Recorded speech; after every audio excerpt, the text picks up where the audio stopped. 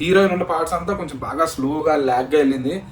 Saddest అనుకోకండి, కానీ heroine చచ్చిపోయాక ఎందుకో నేను సాటిస్ఫైగా ఫీల్ అయ్యాను. అంటే ఆ అర్జున్ దాస్ గారి సప్లాట్ తనకి కంప్లీట్గా ఉండదు అనమాట. ఎందుకో మీకు సప్లాట్ ఇరికిచ్చినట్టు అనిపిస్తుంది. ఇప్పుడు ద మెయిన్ సుజిత్స్ ప్రాబ్లం ఏదైతే ఉంది అంటే, లాస్ట్ సాహోలో కూడా సేమ్ చూసాం, ఇందులోనే సేమ్ చూసాం.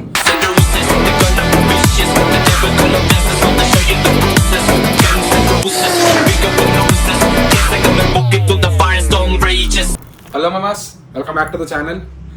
ఇందాకే మొన్నే మనం ఓజీ సినిమా చూసాము. అసలు సినిమా ఎలా ఉంది, దాని అరౌండ్ హైప్ ఎలా ఉంది, సినిమా చూసిన తర్వాత నుంచి పోస్ట్ మూవీ టాక్స్ అనమాట. ఇది మన ఒపీనియన్ లా అనుకోండి, రివ్యూలా చూడకండి. ఇది జస్ట్ సినిమా మనకి ఎలా కనిపిస్తుందో మాట్లాడుకోవడానికి మాత్రమే వీడియో చేస్తున్నాము. ఆల్రెడీ సినిమా మొన్న అయింది కదరా, ఈరోజు చేస్తున్నాం ఏంట్రా అంటే గొంతులు పోయాయి భయ్యా జనాలవి, కొంచెం రికవర్ అవ్వాలిగా. అది అయిన తర్వాత చేస్తున్నాము. Okay, let's go into the video. Cinema ఎలా ఉంది ఒక్క ముక్కలో చెప్పు అంటే, నేను చెప్పాలనుకున్నది జుసీనా ఓ ఫండ్ నమోనో. ఇప్పుడు నువ్వు ఏమన్నా ప్యూర్ ఫ్యాన్ స్టఫ్ అని జాపనీస్లో చెప్పాను. This is OG fever. అందరికీ అలాగా ఉంది పరిస్థితి.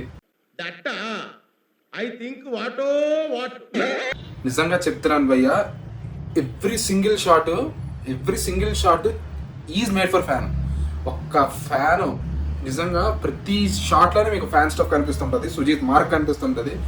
ఒక ఫ్యాన్ పవన్ కళ్యాణ్ని ఎలా చూడాలనుకున్నారో నిజంగా అలా చూపించాడు ఎవ్రీ సింగిల్ షాట్. దానితో పాటు మన తమనన్న మ్యూజిక్ సినిమాని ఏ రేంజ్లో ఎలివేట్ చేసిందంటే, ప్రతి ఒక్కరు సీటాలో అయితే కూర్చోడు.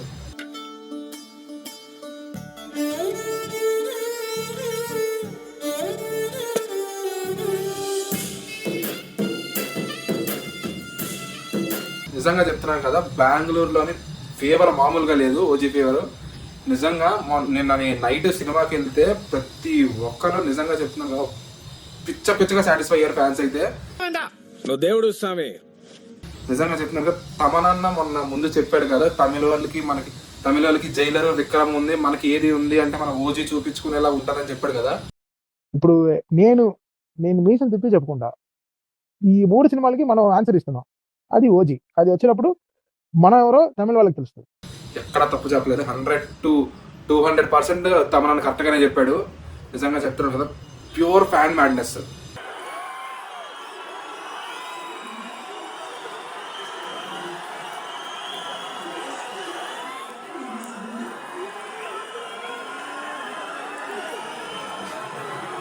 ఇంకా నాకు తెలిసినంతవరకు ఇలాగ ఎవరు ఎక్స్పెక్ట్ చేసి ఉంటారు పవన్ కళ్యాణ్ గారిని ఇలా చూపించవచ్చు అని.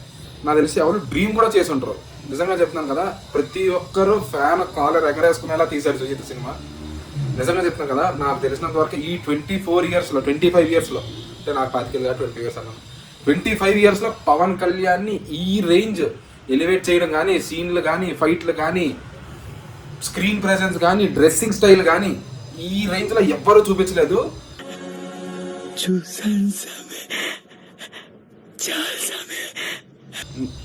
Big hands for Sujeeth. నిజంగా చెప్తున్నాను కదా, ఫ్యాన్స్ అయితే మీకు గుడి కట్టేలా ఉన్నారు, కొంచెం జాగ్రత్తగా ఉండండి. ఆ రేంజ్ అసలు ఫ్యాన్స్ కోరుకున్నట్టు చూపించారు.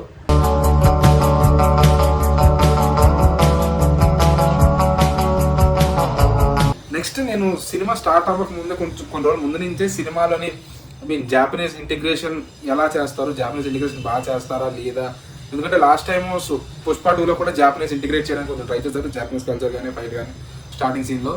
అది పెద్దగా ఇది అవ్వలేదు, మూవీతో ప్యాచ్ అవ్వలేదని పుష్పలో అలాగైంది, పుష్ప 2లో ప్యాచ్ అవ్వలేదు మూవీతో. కానీ ఓజీలోని అది ఇంటిగ్రేషన్ కరెక్ట్గా చేశారంటే పర్ఫెక్ట్ అని చెప్పడం బాగుంది.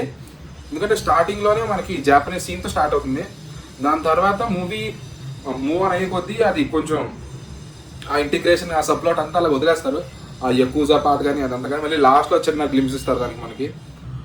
అది కంప్లీట్గా పర్ఫెక్ట్ అని చెప్పకూడదు కానీ బాగుంది, ఇంటిగ్రేషన్ అంతా చాలా బాగుంది. ఇదే ఈ సప్లాట్స్ విషయానికి వస్తే సినిమాలో చాలా సప్లాట్స్ ఉంటాయి. ఈ యకూజా సప్లాట్ ఒకటి ఉంటుంది, మళ్ళీ మన అర్జున్ దాస్ సప్లాట్ ఒకటి ఉంటుంది, దాని తర్వాత మన శ్రేయారెడ్డి గారి సప్లాట్ ఒకటి, ఇమ్రాన్ హష్మి గారి సప్లాట్ ఒకటి, మళ్ళీ ప్రకాష్ రాజ్ గారి ఫ్రెండ్ ఉంటారు కదా అతని సప్లాట్. ఇలా చాలా సప్లాట్స్ అయిపోవడం వల్ల కొన్ని సప్లాట్స్కి కొంచెం దాన్ని ఏమంటారు వదిలేశారు అనమాట. అలా కంప్లీట్ ఆర్క్ లేకుండా పోయింది. ఈవెన్ అర్జున్ దాస్ సప్లాట్కి వచ్చేసరికి దాని తర్వాత లాస్ట్లో పే ఆఫ్ ఉంటుంది అసలు ఎందుకు అది అలా అయిందని.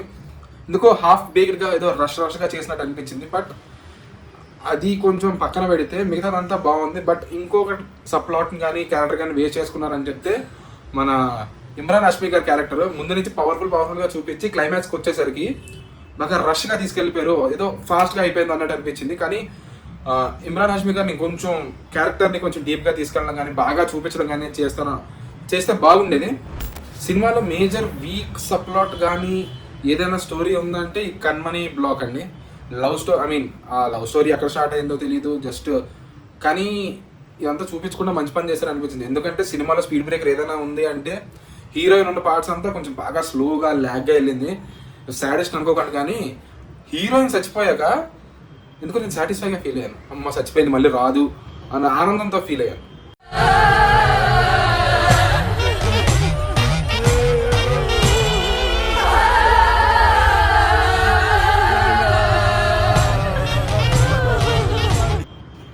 సారీ, నేను కొంచెం సాడెస్ట్లా మాట్లాడుకుంటూ ఉండొచ్చు ఏదో సైకో గళ్ళగా. బట్ నిజంగా చెప్తున్నా, హీరోయిన్ ఉన్న పార్ట్స్ వల్ల థియేటర్ చాలా కామ్గా ఉంది. మీరు అప్పుడే అర్థం చేసుకోవాలి అసలు సినిమా కన్మని సప్లాట్ అనేది ఎంత స్లోగా కానీ వీగా కానీ వెళ్ళిందో. మన ఇంటర్వెల్ బ్లాక్ వస్తుంది, చెప్తున్నాను కదా భయ్య. ఇంటర్వెల్ బ్లాక్ అయితే కళ్ళు మూసుకుంటే మళ్ళీ నాకు అదే సీన్ గుర్తొస్తుంది. నిజంగా చెప్తున్నాను కదా, యాక్షన్ సీక్వెన్సెస్ చాలా డిజైనింగ్ చాలా అంటే చాలా బాగా చేశారు. దానితో పాటు నవీన్ నూలి గారి ఎడిటింగ్ ఎలా అయిందంటే, నవీన్ నూలి గారిది నిజంగా చెప్తున్నాను కదా, మీకు కట్స్ ఎలాగ ఉంటాయంటే ఒక్క దగ్గర మీకు స్టడీ షాట్లు ఉండవు, మీకు తిరుగుతూనే అంటే. కాకపోతే ఇక్కడికి వచ్చేసరికి ఏమవుతుందంటే మీకు చిన్న కన్ఫ్యూజింగ్ ఉంటుంది అనమాట. సీన్స్ రీడ్ చేసుకోవడానికి కన్ఫ్యూజింగ్గా ఉంటుంది. కానీ సినిమా ఆ క్లోజ్ షాట్లు కానీ చాలా బాగుంటాయి. యాక్షన్ సీక్వెన్సెస్కి వచ్చేసరికి యాక్షన్ డిజైనింగ్ చాలా బాగుంది. ఇది కొంచెం స్టడీ షాట్లు 2-3 ఉండి వైడ్ యాంగిల్ షాట్లో 4-5 ఉంటే ఇంకా బాగున్నాం. కానీ ఫ్యాన్స్ అయితే ఎంజాయ్ చేస్తారు. ఇప్పుడు ద మెయిన్ సుజిత్స్ ప్రాబ్లం ఏదైతే ఉంది అంటే, లాస్ట్ సాహోలో కూడా సేమ్ చూసాం, ఇందులోనే సేమ్ చూసాం. The screen play rush. Screen play బాగా రాస్తారు సుజిత్, కానీ అది ఎగ్జిక్యూషన్ టైంకి వచ్చేసరికి ఏదైతే ఉందో రష్ కాదు. సీన్లు మీకు చాలా ఫాస్ట్ పేస్గా వెళ్తున్నట్టు అనిపిస్తాయి. కానీ కొన్నిసార్లు ఫాస్ట్ పేస్ బాగుంటుంది, కానీ కొన్ని సీన్ని కొంచెం ఇలాబరేట్గా చేసి చూపిస్తేనే కొంచెం బాగుంటుంది. కానీ ఈ సేమ్ సాహోలో కూడా అలాగే అయింది, ఇదిలోనే అలాగే అయింది. మీకు సప్లాట్స్ని ఇందాక చెప్పాను కదా సప్లాట్స్ అని, ఆ సప్లాట్స్ త్రూ స్క్రీన్ ప్లే వెళ్ళే కొద్దీ మనకి కంప్లీట్గా అనిపించదు సీన్. ఆ సప్లాట్కి రీజన్ ఇచ్చినా సరే లాస్ట్లోని అది రీజన్ మనకి ఎందుకో అంత ఇంపాక్ట్ రాదు. మూవీలో కూడా ఎగ్జాంపుల్ చెప్పాలంటే ఆ అర్జున్ దాస్ గారి సప్లాట్ తనకి కంప్లీట్గా ఉండదు అనమాట. ఎందుకో మీకు సప్లాట్ ఇరికిచ్చినట్టు అనిపిస్తుంది. నాకు అలా అనిపించింది, మీకు కూడా అలాగే అనిపించింది, మా కామెంట్స్లో చెప్పండి. ఇంకా మూవీలో సినిమాటోగ్రఫీ గురించి మాట్లాడంటే నిజంగా చెప్తున్నాను కదా, సినిమాటోగ్రఫీ పిక్చర్ పర్ఫెక్ట్గా ఉందని మీకు నిజంగా ఒక వీలైతే మీకు ఒక 4K ప్రొజెక్షన్ కానీ లేజర్ ప్రొజెక్షన్ కానీ థియేటర్లో మీరు చూడండి. నిజంగా చెప్తాను కదా, ప్రతి సీన్ ప్రతి షాట్ నిజంగా చాలా క్లీన్గా ఉంటుంది. ఎక్కడ మీకు సెట్లు వేసినట్టు కానీ ఆర్టిఫిషియల్గా కానీ అనిపిస్తుంది. ప్రతి సీన్ న్యాచురల్గా పిక్చర్ సినిమాటోగ్రఫీతో పాటు కలర్ గ్రేడింగ్ కూడా అదే రేంజ్లో తీశారు. కానీ సినిమాటోగ్రఫీకి అయితే నిజంగా చెప్తాను కదా, హ్యాండ్స్ ఆఫ్ చెప్పాలి. నిజంగా వండర్ఫుల్ సినిమాటోగ్రఫీ. ఇంకా మీరు నిజంగా పైగా బాంబేలోకి వెళ్ళినట్టు ఉంటుంది మీకు ఆ సినిమాటోగ్రఫీ చూస్తుంటే. మెయిన్లీ ఇంకా సెకండ్ హాఫ్ నుంచి సినిమా ఏదైతే ఉందో ఇంకా సినిమాటోగ్రఫీ అయితే పిచ్చగా ఉంటుంది. మెయిన్లీ పవన్ కళ్యాణ్ గారు బ్లాక్ వేసుకొని బాంబేలోని సీన్లు ఉంటాయి కొన్ని. చిన్న పిక్చరైజెస్ కానీ మోంటాజెస్ కానీ ఉంటాయి. ఆ సీన్లోని పిక్చర్ ఆ ఫ్రేమ్లు ఉంటాయండి, సూపర్. ఇంకా పవన్ కళ్యాణ్ గారిని ఇలా కదరా చూడాలనుకున్నాం అనే ఫీల్ వస్తుంది మీకు ఆ పిక్చరైజేషన్ చూస్తే సినిమాటోగ్రఫీ. ఇంకా సినిమా అంతట్లో నా ఫేవరెట్ సీన్ ఏది అని అడుగుతారంటే సెకండ్ హాఫ్లోని మన పోలీస్ స్టేషన్ సీను. నిజంగా పవన్ కళ్యాణ్ ఇలా ఎంటర్ అవ్వగానే ఇంకా సీను నార్మల్గా ఎలివేట్ అవుతుంది. పవన్ కళ్యాణ్ గారు పీక్లో ఉంటారు, తమన్ గారు పీకు, సుజిత్ పీకు. నిజంగా చెప్తున్నాను కదా, ఇంకా ఆ సీన్ ఎలాగుంటుందంటే మీకు జస్ట్ ఎగ్జాంపుల్ అనమాట. అసలు ఓజస్ గంభీరా ఎవరు, అసలు బాంబేలో అతనికి ఉన్న హవా ఏంటి, అతనికి ఉన్న పట్టు ఏంటి అని ఒక్క సీన్ చాలు మీకు సినిమా అంతా ఎలాగుంటుందో చెప్పడానికి. క్లారిటీ రావడానికి హూ ఈజ్ ఓజస్ గంభీరా అని. అసలు ఆ సీన్లో ఉంటుంది భయ్య. మన పవన్ కళ్యాణ్ గారు ముందు ఆడియో ఫంక్షన్లో చెప్పారు కదా, పవన్ కళ్యాణ్ గారి నట విస్మరణ పొందొస్తాను. అయ్యి కాదు, ఈ సీన్ చూడండి మీరు, పవన్ కళ్యాణ్ గారి సీన్. నిజంగా చెప్తున్నారు కదా, అదిరిపోద్ది. సీన్ మాత్రం నిజంగా నాకైతే గూస్ బంప్స్ సీను. ఆ సీన్లో డైలాగులు కానీ పవన్ కళ్యాణ్ గారు డైలాగులు చెప్తుంటే బ్యాక్ సైడ్ నుంచి తమన్ గారు స్కోర్లు కొడతా ఉంటారు. నిజంగా చెప్తున్నాను కదా, థియేటర్లలోని సీట్లలో కూర్చోరు మీరు పవన్ కళ్యాణ్ ఫ్యాన్ అయితే. ఇంకా ఫైనల్గా మీరు న్యూట్రల్ ఆడియన్స్ అయితే సినిమాని థియేటర్లోనే చూడండి, ఇంకా వీలైతే సింగిల్ స్క్రీన్లో చూడండి, ఇంకా వీలైతే ఫ్యాన్స్తోని ఫుల్ ప్యాకెట్ థియేటర్లో చూడండి. మీకు మజా మామూలుగా రాదు చెప్తున్నాను కదా. మళ్ళీ పవన్ కళ్యాణ్ గారి సినిమాకి ఈ రేంజ్లో ఎంజాయ్మెంట్ చేయగలమో లేదో కూడా తెలియదు. నాకు తెలిసినంతకు ఇదే ఫైనల్ ఛాన్స్ ఎంజాయ్ చేయడానికి. రిలీజ్లు కాదు, కొత్త రిలీజుల్లో నిజంగా థియేటర్లో చూసేయండి.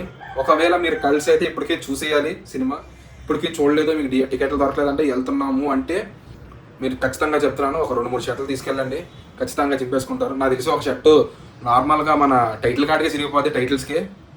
నిజంగా చెప్తున్నాను కదా, fans pure fan stuff, fans అయితే పిచ్చగా ఎంజాయ్ చేయొచ్చు. ఇది మన వీడియో. నచ్చినట్టయితే మీరు లైక్, షేర్, సబ్స్క్రైబ్ మర్చిపోకండి. సబ్స్క్రైబుల్ చేసుకోండి, వీడియో చూస్తున్నారు సబ్స్క్రైబుల్ చేసుకోవట్లేదు. ఓకే, మరి మీ ఫ్రెండ్స్ కూడా షేర్ చేయండి.